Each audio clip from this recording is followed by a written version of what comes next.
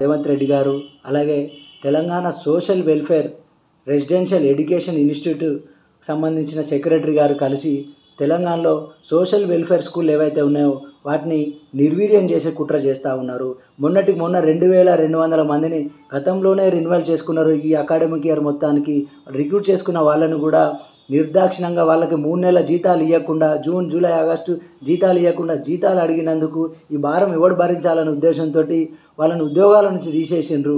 దాంట్లో part time టీచర్లు, తర్వాత అడిషనల్ డిఈఓలు, అసిస్టెంట్ కేర్ టేకర్లు, అటెండర్లు, ల్యాబ్ అటెండర్లు, వీళ్ళందరూ కూడా వాచ్మెన్లు దాదాపు 2200 మంది రోడ్డు మీద పడితే ఇలా బీఆర్ఎస్ నాయకులు ప్రతిపక్ష పాత్ర పోషిస్తూ వాళ్ళ తరపున, బాధితుల తరపున నిరసన వ్యక్తం చేసినందుకు వాళ్ళందరినీ మళ్ళీ ప్రభుత్వం ఇప్పుడు కనుక తీసుకోకపోతే ఆ ప్రభావం ప్రభుత్వంపై పడే అవకాశం ఉందని వాళ్ళందరినీ ఉద్యోగాలను తీసుకోవడం జరిగింది.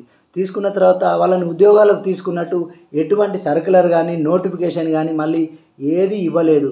పైగా తీసుకున్నట్టే చేసి ఈ నిరసన వ్యక్తం చేయడానికి కారణమైన వాళ్ళను, మీడియాను ఎవరైతే తీసుకొచ్చిన వాళ్ళను, నాయకులను తీసుకొచ్చిన 15 మంది పార్ట్ టైం టీచర్లను కక్ష కట్టి ఆ తీసుకున్న అందరిలో ఆ 15 మందిని మాత్రం తీసుకోలేదు. పైగా నిన్నకు మొన్న వాళ్ళు ఇంకొక 40 మందిని తీసేసిన విషయం మనకు పర్ఫెక్ట్గా అర్థమవుతూ ఉంది. అంటే ఇలా సెక్రటరీ గారు ముఖ్యమంత్రి కలిసి కుట్ర చేస్తూ ఉన్నారు. ఎందుకంటే మంచి ఫలితాలను ఇచ్చిన ఏదైతే సాంఘిక సంక్షేమ శాఖ పాఠశాలలు ఏవైతే ఉన్నాయో, మంచి విద్యార్థులు ఏదైతే ఈరోజు ఇంజనీర్లు అయినారు, లాయర్లు అయినారు, తర్వాత డాక్టర్లు అయినారు, ప్రపంచంలో ఎక్కడికి వెళ్ళినా ఇక్కడ చదివిన విద్యార్థుల ప్రతిభతోటి ఇలా దేశం మొత్తం వెలిగిపోతూ ఉంటే ఈరోజు వాటిని నిర్వీర్యం చేసే కుట్ర చేస్తూ ఉన్నాడు. ఆర్ఎస్ ప్రవీణ్ కుమార్ గారు ఇలా దానికి సెక్రటరీగా ఉండి ఏ స్థాయిలో ప్రపంచంలోనే ఇక్కడ విద్యార్థులు ఎదిగేలాగా, అందరూ గుర్తించేలాగా చేసిన పరిస్థితిని నిర్వీర్యం చేయాలనే కుట్రతోటే ఇలా రేవంత్ రెడ్డి గారు సెక్రటరీ గారితో కలిసి కుట్ర చేస్తూ ఉన్నారు.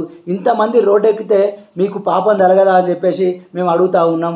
ఇవాళ సాంఘిక సంక్షేమ శాఖ పాఠశాలను నిర్వీర్యం చేసి మీరు ఏం సాధిస్తారు? ప్రభుత్వ పాఠశాలలు మూసేసి పేదవాళ్ళకు విద్యను అందకుండా చేసేసి ఇవాళ ఓన్లీ రెడ్డి రాజ్యమే వచ్చింది, రెడ్డి రాజ్యంలో మేమే చదువుకోవాలి, పైసలు ఉన్నోడే చదువుకోవాలని చెప్పేసి మీరు మెసేజ్ ఇస్తూ ఉన్నారా? దీనివల్ల ఏం సాధిస్తారు?